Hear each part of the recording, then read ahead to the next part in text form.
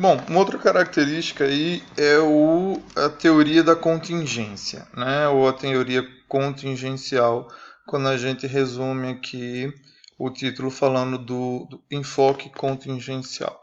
O que é a teoria da contingência? Né? Enfim, contingência significa as necessidades e demandas em um determinado contexto. Né? Então, conforme o tipo de mercado ou o tipo de ambiente em que uma fábrica ou uma organização ela se insere, ela precisa se adequar a esses contextos.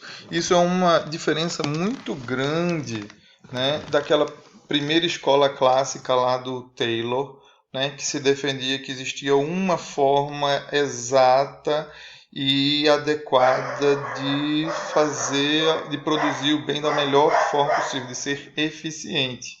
Né? A teoria da contingência já fala em adaptação às características. Então, por exemplo, mercados em que a tecnologia modifica muito a qualidade da produção, as empresas precisam ser menos burocráticas para que elas possam ser mais fáceis de se adaptarem às mudanças da tecnologia. Mas como se adaptar? Como serem menos burocráticas e serem grandes? Né? Então essas teorias elas começam a fazer parte desse novo universo. Então as empresas precisam agora buscar se adaptar aos diferentes ambientes. Então alguns ambientes eles são extremamente agressivos, eles se desenvolvem muito rápido, então as empresas precisam de pessoas com grande capacitação e ao mesmo tempo elas precisam ter um empoderamento de tomada de decisão, de desenvolvimento de projetos que não tinham lá no passado, para que a empresa não se prenda a tantos processos burocráticos e com isso ela fique lenta. Por outro lado, há mercados mais estáveis. Por exemplo, não tem muito que mudar hoje na fabricação de refrigerantes, na fabricação de móveis, a não ser a adaptação dos móveis às novas tecnologias. Né? A gente vai muito em lojas de departamentos, grandes lojas que a gente compra produtos do mais diversos, né? Eletrodomésticos, geladeiras, fogões, televisões, mas a gente compra móvel, sofá, mesa, rack. A gente vê que os racks ainda tem um espaçozinho lá para botar DVD, mas ninguém usa mais DVD, né? Então você vê que essa adaptação essa não foi ainda contingente necessariamente para esse tipo de segmento de mercado, mas a ideia da contingência é que as empresas elas precisam criar estruturas que se adequem mais ao mercado. Então essa mudança de estrutura ela vai depender muito dessa lógica e da necessidade das pessoas preparadas para auxiliar a fazer essas conexões entre sistemas. Né? Então é aí que o foco da análise dessas escolas, desse tipo de abordagem, é sempre visando a organização, mas não a organização em si, mas a sua organização em suas relações sistemáticas, né? Tanto na relação do sistema interno como o sistema externo e como isso se adapta a os diferentes ambientes em que se insere. É complicado aqui, porque não há uma teoria, mas essa é uma teoria de que existe essa necessidade, essa adaptação, e que cada empresa, portanto, ela vai ter a sua adaptação à medida que ela analisa esse ambiente, que ela analisa o seu mercado e que ela prepara as pessoas dentro da sua estrutura para se conectar com outras estruturas. Né? O que a gente pode dizer é que essas escolas de pensamento elas estão aí até hoje dando trabalho, né? E elas trazem muitas contribuições para a administração hoje. A primeira é a questão das relações importantes, né? Entre subsistemas organizacionais. como a gente já falou, é como hoje empresas precisam entender internamente como seus diferentes departamentos eles precisam se conectar. Então, enquanto a produção lá está desenvolvendo um produto, o marketing precisa criar campanhas para fazer esse produto chegar no mercado bem visto, mas para chegar no mercado precisa ter uma logística, né, que seja adequada, né? Então a administração da empresa tem que tornar tudo favorável e alocar os recursos necessários para cada departamento, né? E deve haver uma integração entre eles para que saibam usar os recursos dentro daquilo que a empresa dispõe, né? Então essa é uma primeira contribuição. A segunda é a lógica da solução administrativa que a gente já falou, né? Não existe uma forma adequada, mas existem soluções que vão se adaptar a cada situação e contexto de cada empresa. Então isso torna é, a necessidade de desenvolver conhecimento em administração sempre em movimento, sempre constante. Não existem mais teorias que nos dão fórmulas prontas, não basta estudar uma vez e pronto. Não, na verdade, a gente precisa ser minucioso em saber diagnosticar o nosso contexto interno e externo e propor soluções. Então, é nesse sentido hoje que a gente vê como empresas de vários tamanhos, pequeno, médio, grande porte, hoje numa necessidade de agilidade de adaptação no mercado e tomadas de decisão, elas têm contratado muito serviço de consultorias. Empresas que fazem justamente essa ideia de diagnóstico, de enxergar os problemas e propor trazer soluções e ferramentas de soluções, né, para essas organizações. Inclusive, indo para o lado da contabilidade, hoje muitas consultorias ajudam as empresas nesse processo que elas estão migrando, mudando, se desenvolvendo, a planejar a sua parte tributária de modo que as empresas até ganhem reduzindo custos, né, internos. Bom, vamos lá.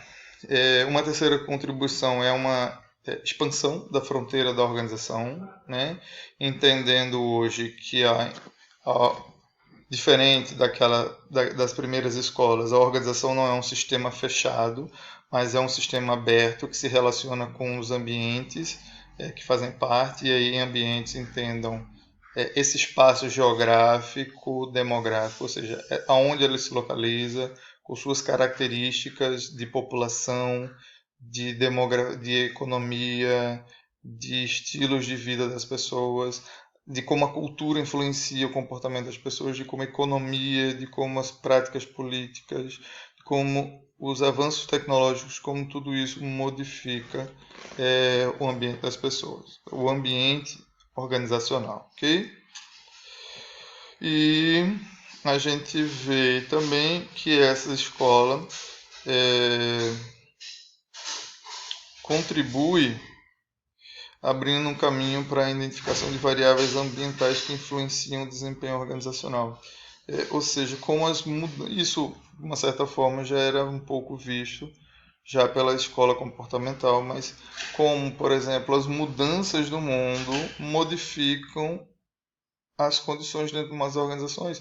Então, por exemplo, até alguns anos atrás, a gente não tinha talvez tantos conflitos internos dentro das empresas por questões como a questão do respeito às diferenças, às diversidades, né?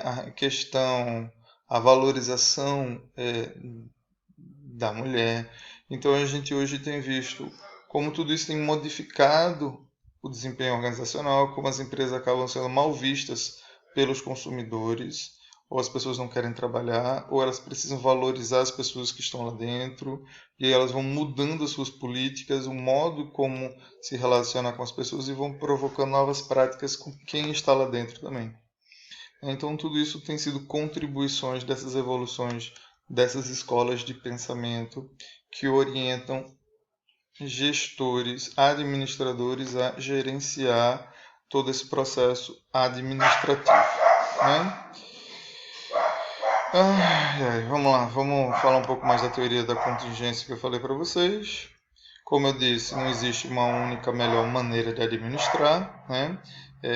As empresas elas se encaixam ou se organizam dentro é, das contingências, dentro das características dos ambientes, de como elas se interferem, né? E aí cabe aos gestores das organizações, né, enxergar essa relação de problema-solução, as características dos ambientes, dos ambientes, como elas influenciam o contexto do mercado, e aí direcionar esses ajustes do que a empresa pode fazer para reduzir custos e melhorar produtividade. Então, nesse sentido que algumas empresas vão encontrar como melhores soluções, não produzindo certas coisas e fechar parcerias com empresas que produzam para eles. E aí que a gente vê, por exemplo, a Fiat tem cerca de 400 empresas próximas a ela, ali em Goiânia, que dão suporte. Outro dia eu conversava com uma pessoa, o cara fazendo Uber me levou e me disse que trabalha justamente numa dessas empresas que atende a Fiat, mas a empresa, por uma redução de custo, ele foi se colocar depois da fronteira estadual, então ele está no município, logo depois de Goiânia, o primeiro município da Paraíba, para que ela tenha uma redução de custo e a distância nem é tão grande assim. Então eles produzem lá e levam para a Fiat, mas como eles precisam de um administrativo mais próximo de outros negócios, eles ainda têm a matriz no Recife para poder. Então, essas são decisões contingenciais para gerar melhor produtividade. Tá?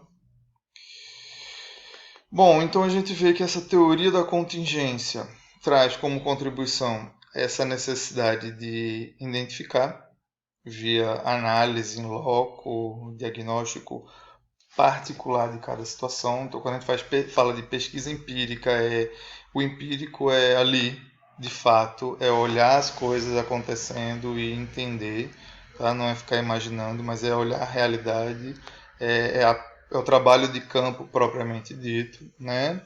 E encontrar os fatores, os aspectos que são mais relevantes e que são justamente o que a gente chama de contingência, ou seja, as coisas que mais gritam e dizem assim, você precisa se preocupar com isso para desenvolver a melhor estrutura organizacional para a empresa funcionar, ok? E de uma certa forma isso contesta, como eu já falei, muitos dos princípios gerais da administração, a questão da única fórmula, a questão do que leva à motivação das pessoas, do formato da estrutura, da organização como um sistema fechado, né? Agora, tudo isso vai sendo readaptado, o que não necessariamente anula todo aquele conhecimento da primeira escola, mas atualiza, na verdade, muito daquilo que foi desenvolvido nas primeiras escolas. E a gente precisa levar em consideração que a teoria da contingência dos sistemas ela só consegue hoje ser isso por causa dessa evolução histórica, né? Dessas nossas mudanças tecnológicas, culturais, né? E econômicas. E porque a gente passou lá no passado por todas essas outras escolas. Então, assim, para a gente encerrar, a gente vê que não para por aqui, não para por aqui.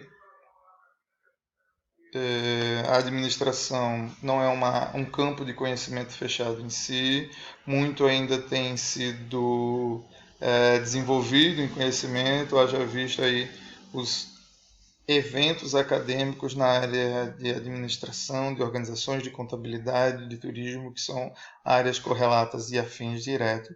E aí a gente vai ver muitos temas em ação ainda sendo discutidos, né? Teorias e abordagens diferentes, filosofias, a psicologia, a psicanálise e outras áreas de conhecimento que ajudam a gente a levantar novos temas, como a questão da globalização, essa coisa do certo e errado deixa de existir, direita e esquerda, mas a gente começa a ter pensamentos muito mais amplos e muito mais dinâmicos.